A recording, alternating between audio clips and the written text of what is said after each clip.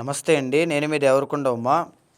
మార్చి మాస ఫలితాలు మనం చూస్తే కనుక ముఖ్యంగా చెప్పాలి అంటే మార్చి మాసంలో ఎన్నో గ్రహాల యొక్క ట్రాన్సిట్ కనబడుతోంది.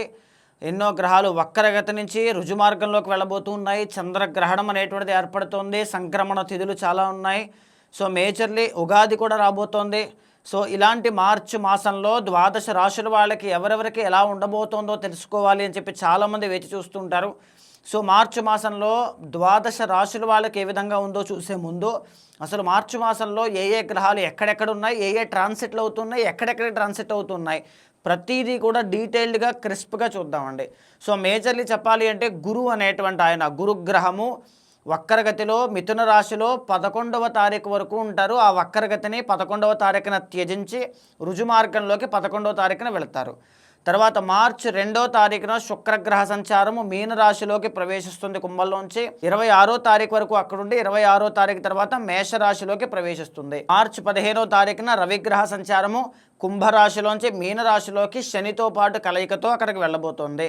మార్చి 21వ తారీఖున బుధగ్రహ సంచారము కుంభరాశిలో ఉంటూనే వక్రగతిని వదిలేసి రుజుమార్గంలోకి వెళ్ళబోతోంది.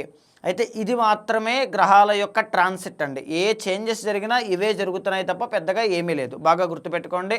2వ తారీఖున శుక్రుడు, 11వ తారీఖున గురుడు వక్రగతిని వదిలేయడం, 15వ తారీఖున రవి అనేటువంటి ఆయన మీన సంక్రమణం అనేటువంటిది ఏర్పడడం, 21వ తారీఖున బుధుడు వక్రగతిని వదిలేయడం, 26వ తారీఖున మళ్ళీ శుక్రుడు మేషరాశిలోకి రావడం.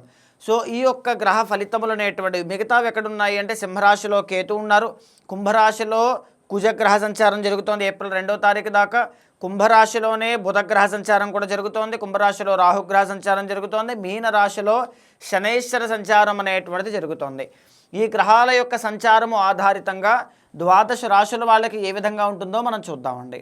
మరి ద్వాదశ రాశుల్లో సింహరాశి వాళ్ళకి ఎన్ని గ్రహాలు అనుకూలిస్తున్నాయి మార్చి మాసంలో, దానివల్ల ఎలాంటి ఫలితాలు చూడబోతున్నారు, ఏ ఏ డేట్స్లో ఏ ఏ ట్రాన్సిట్ వల్ల మీకు మంచా చెడా పాజిటివా నెగిటివా ఎవ్రీథింగ్ అన్నీ మనం డీటెయిల్డ్గా చూస్తే సింహరాశి వాళ్ళకి మేజర్లీ ఒక్కొక్క చార్ట్ మొత్తం అంతా కూడా డీటెయిల్గా ఎక్స్ప్లెయిన్ చేస్తూ వస్తానండి. చూడండి, సింహరాశి వాళ్ళకి జన్మానికి అధిపతి ఎవరు అంటే రవి. ఆయన ఎక్కడున్నారు అంటే 7వ స్థానంలో మార్చి 15వ తారీఖు వరకు ఉంటారు. 7వ స్థానం నుంచి 8వ స్థానంలోకి మార్చి 15వ తారీఖు దాటిన తర్వాత వెళ్తారు.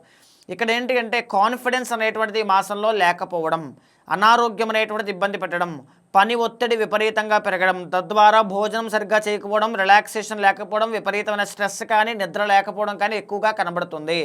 ఎస్పెషల్లీ మార్చి 15 తర్వాత ఇంకా అది పెరుగుతుంది. బాగా గుర్తుపెట్టుకోండి. మార్చి 15 టు ఏప్రిల్ 15 వరకు కూడా ఈ దోషం అనేటువంటిది మిమ్మల్ని ఇబ్బంది పెడుతుంది. చాలా చాలా జాగ్రత్తగా ఉండాలి. సెకండ్ లార్డ్ అంటే సింహరాశి వాళ్ళకి సెకండ్ అండ్ 11th లార్డ్ ఎవరు అంటే బుధుడు, ధనస్థాన లాభస్థాన అధిపతి అనమాట. ఆయన ఎక్కడున్నారు? 7వ స్థానంలో అనుకూలంగా ఉన్నారు.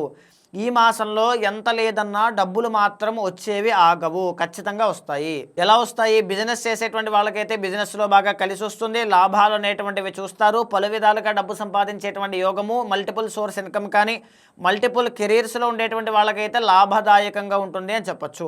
జ్యుడిషియల్ డిపార్ట్మెంట్ కానీ డాక్టర్ ఫీల్డ్లో ఉండేటువంటి వాళ్ళు కానీ డాక్టర్ చదివేటువంటి వాళ్ళు కానీ లేకపోతే సిఏ చార్టెడ్ అకౌంటెంట్స్ కానీ ఇలా కూర్చుని చేసేటువంటి పనులు కావచ్చు, మాట ద్వారా చేసేటువంటి కమ్యూనికేషన్ సంబంధించిన వృత్తులు కావచ్చు, వాళ్ళకైతే చాలా అనుకూలంగా ఉంది.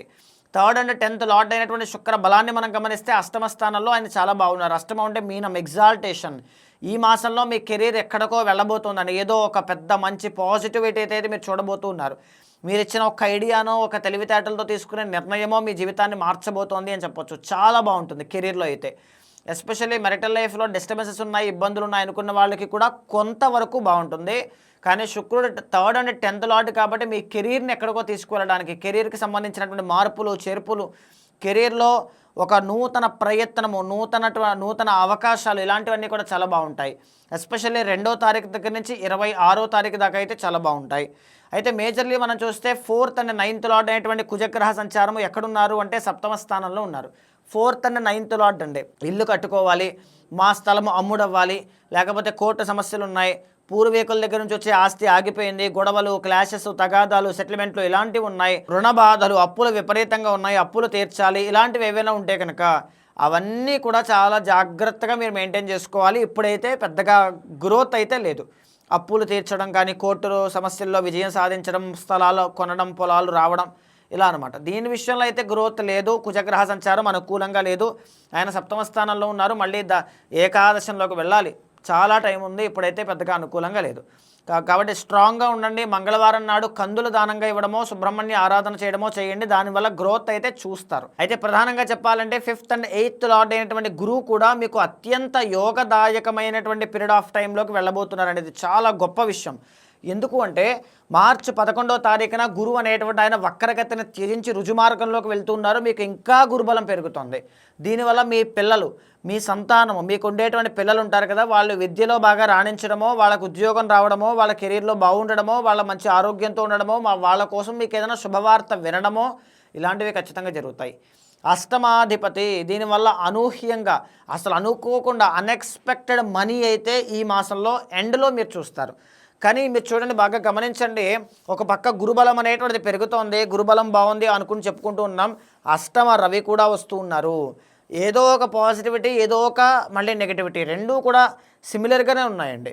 సో అష్టమ రవి యొక్క దోషం కనుక మీకు పోతే సింహరాశి వాళ్ళకి ఎక్స్ట్రాడినరీ. అష్టమ రవితో పాటుగా అష్టమ శని కూడా, అష్టమ శుక్రుడు కూడా. శుక్రుడు బాగానే ఉంటారనుకోండి, పక్కన పెట్టేస్తే అష్టమ రవి, అష్టమ శని. చూడండి, అష్టమ శని అంటేనే అసలు చాలా ఇబ్బంది, మనం చెప్పుకుంటూ ఉంటాం. అష్టమ రవి అంటేనే ఇందాక మనం చెప్పుకున్న మనీ ఆగిపోవడం ఇలాంటివి. ఈ ఇద్దరూ కూడా మళ్ళీ శత్రుగ్రహాలు. వీళ్ళిద్దరూ అష్టమ స్థానంలో మీ మీద ప్రభావితం అవుతూ ఉంటారు. మరి ఏం జరుగుతుందో ఏంటో చూడాలి. అష్టమం అంటే సడన్ ట్రాన్స్ఫర్మేషన్, సడన్గా వచ్చేటువంటి మార్పులు. సెకండ్ లార్డ్ అంటే రవి అన్నమాట. డబ్బులు ఏదైనా సడన్గా వస్తాయనుకున్న ఆగిపోవడమో, ఏదైనా చిన్న చిన్న వాహన ప్రమాదాలు జరగడమో, అనారోగ్య సమస్యలు, సడన్గా హెల్త్ ఇష్యూస్ ఏదైనా బయటపడడమో, ఇలాంటివి ఏదైనా జరగచ్చు. మేబీ ఖచ్చితంగా చాలా చాలా కేర్ఫుల్గా ఉండండి, చాలా జాగ్రత్తగా ఉండండి. తర్వాత మేజర్లీ చెప్పాలి అంటే ఈ మాసంలో మీకు 2 గ్రహాలు మాత్రమే అనుకూలిస్తూ ఉన్నాయి, బుధ అండ్ శుక్ర. ఈ 2 గ్రహాలు తప్ప మిగతావి ఏది కూడా అనుకూలంగా లేదు. గురుబలం అయితే పెరుగుతుంది. అయితే ఈ మాసంలో మీరు చేయాల్సింది 15వ తారీఖున తప్పకుండా 15th మీరు చేయాల్సిందే సూర్య నమస్కారాలు ఆచరించండి. అరుణ హోమమో, అరుణ పారాయణో, అరుణ యాగమో మీ శక్తి బట్టి మీరు చేయండి. దానివల్ల మీకు ఎనర్జీ డెవలప్ అవుతుంది. గురుబలం పరిపూర్ణంగా మీకు ఎనర్జీని ఇస్తుంది, రాజయోగాన్ని ఇస్తుంది, డబ్బుని ఇస్తుంది, ఆరోగ్యాన్ని ఇస్తుంది, కెరీర్ బిల్డ్ అవుతుంది, రికగ్నైజేషన్ వస్తుంది, పేరు ప్రఖ్యాతులు, ప్రతిష్ట అన్నీ కూడా పెరుగుతాయి. ఇక్కడ అష్టమ రవి, అష్టమ శని ఇబ్బంది పెట్టకూడదండి. మీ టార్గెట్ అంతా మార్చి మాసంలో ఇదే చేయాలి. ఏదో ఒక విధంగా ఏదో ఒక రెమెడీ చేయండి. మీ పర్సనల్ చార్ట్ స్ట్రాంగ్గా ఉందో లేదో చూసుకోండి. అది స్ట్రాంగ్గా ఉంది అంటే అష్టమ రవి, అష్టమ శని పెద్దగా ఇబ్బంది పెట్టరు. అక్కడ కూడా ఏదైనా అటు ఇటుగా ఉంది అంటే ఖచ్చితంగా ఏదో ఇబ్బంది పడతారు.